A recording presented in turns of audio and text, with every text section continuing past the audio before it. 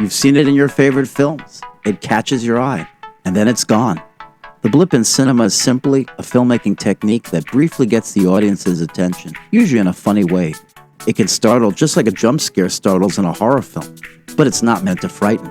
I call it a blip because it's fast and incongruous. It's usually not meant to make sense. A blip can appear in a comedy, but it must be employed in a serious sequence to surprise the audience. Also, for that reason, a blip can't be constantly used, or it will get played out.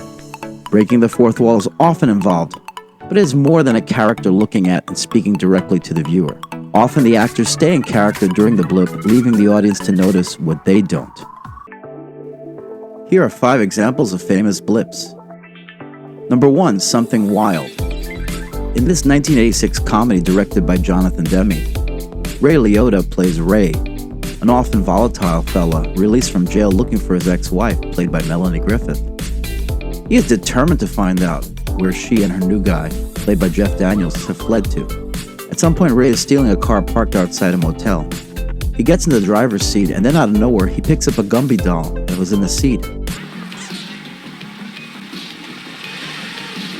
Ray then does a double take, looking at this unexpected doll. His reaction surprises us, and it is a rare moment of levity in a serious moment.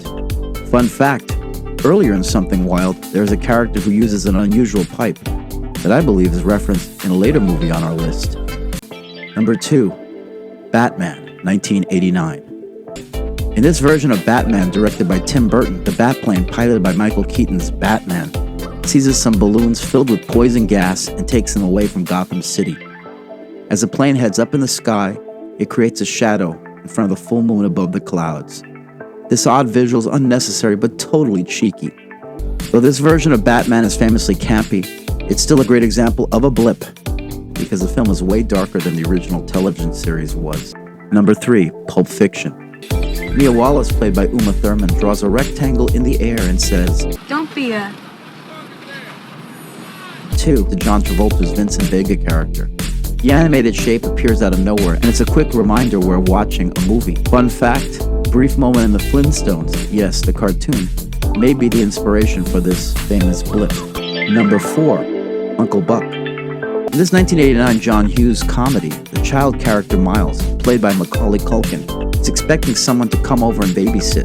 While peering through the mail slot of the front door, he sees something that he clearly imagines: 3 menacing adult faces. We know this image is not real, but it shows the natural fear a child might have interacting with a new adult. This is a case of a blip in service to the plot. Another fun fact, this scene probably inspired John Hughes to create Home Alone. Number 5, Inglourious Basterds. This is the second Quentin Tarantino film referenced here. Colonel Hans Landa, played by Christoph Waltz, lights up a ridiculous-looking pipe in the interrogation scene that opens the film. This is unusual because while Inglourious Basterds has zany moments, this is not meant to be a funny scene at all.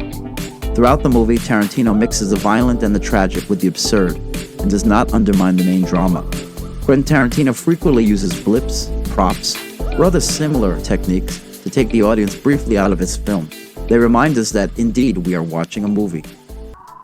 Since this may be the first attempt to categorize this technique, I am still trying to define it. First off, a blip has to be ephemeral. It cannot be a running gag lasting throughout the story. So no, it's not like the tiger that appears in the Hangover films, though that tiger is funny.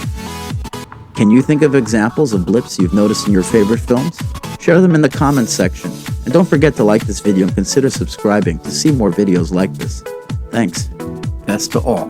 Especially to Francisco Oscar Rodriguez, who came up with the term blip, when I explained to him what I was trying to define.